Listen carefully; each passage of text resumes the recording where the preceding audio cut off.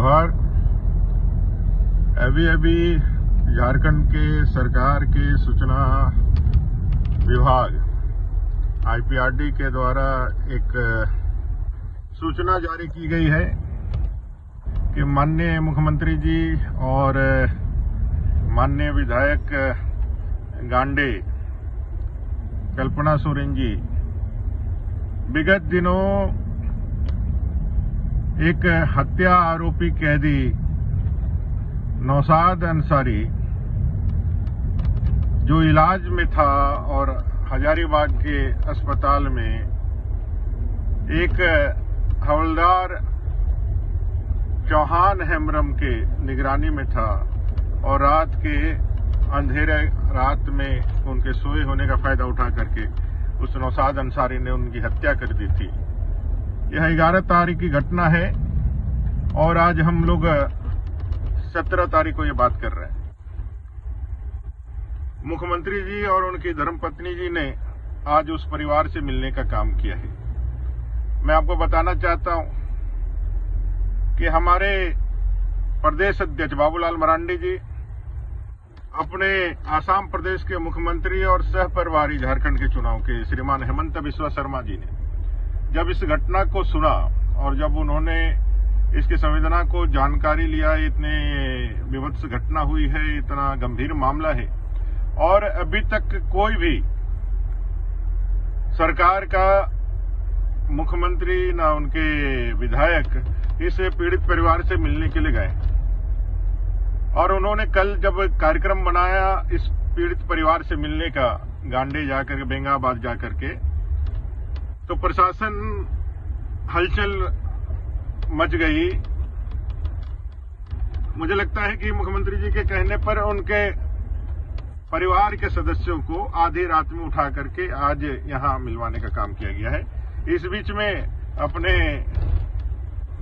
दोनों ही नेता वहां उनके घर गए थे जहां उनकी माता जी से मुलाकात हुई थी।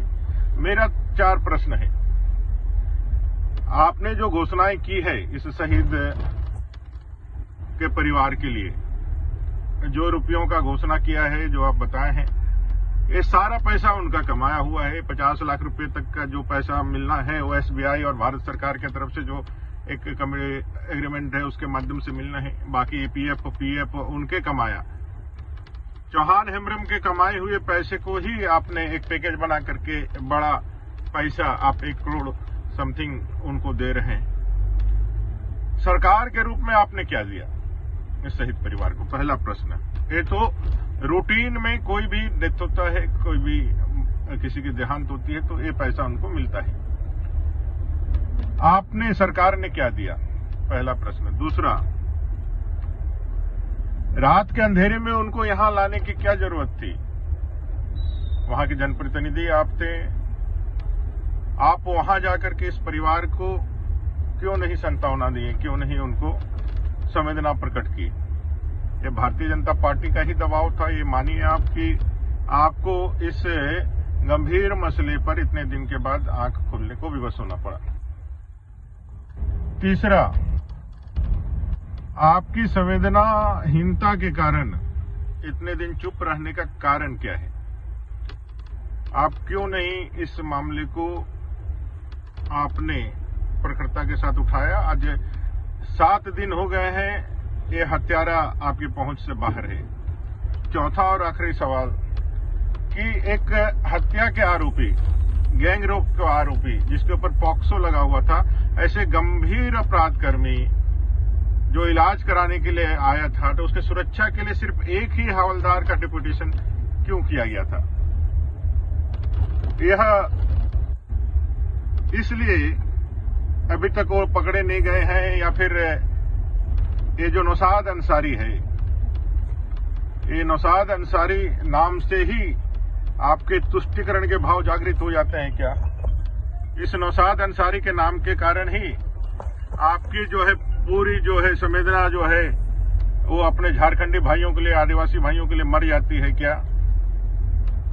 7 दिन हो गए, एक अपराधी को अभी आप पकड़ नहीं पाए हैं।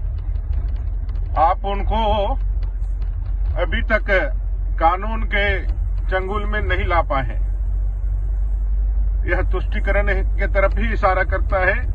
इसकी जांच होनी चाहिए कि भी एक सजा याफ्ता कैदी को जो उम्र कैद बिता रहा हो, जो हत्या का आरोपी हो, गैंग रेप का आरोपी हो, उसको सिर्फ और सिर्फ एक हवलदार के साथ आप कैसे वहां रहने देते हैं। फिर उसकी हत्या हो जाती है, हवलदार की हत्या कर देता है और वो पैदल भाग जाता है। और अभी आप एक सप्ताह तक उसको पकड़ नहीं पाते हैं। और आज जब भारतीय जनता पार्टी अपना जो है सक्रियता दिखाती है, तो उस गरीब परिवार को आप उनका हक देने के लिए आगे आते हैं और आप PIRD के माध्यम से अपना पीठ थपथपाते हैं। तो जान के रखिए, यह भारतीय जनता पार्टी के कार्यकर्ता है, भारतीय जनता पार्टी के नेतृत्व है, जो गरीबों को, आदिवासियों का हक दिलाने के लिए लगातार संघर्ष करता रहता है। और हम इस सरकार का जहां असफलता मानते हैं, वहीं भारतीय जनता पार्टी के अपने नेतृत्व का हम धन्यवाद और सफलता मानते हैं कि उनके छोटे से प्रयास से इस गरीब परिवार को उसका हक और अधिकार मिला।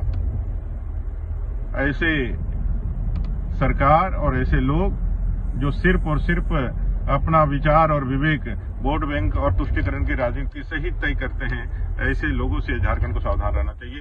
जय हिंद, जय झारखंड, जोहार।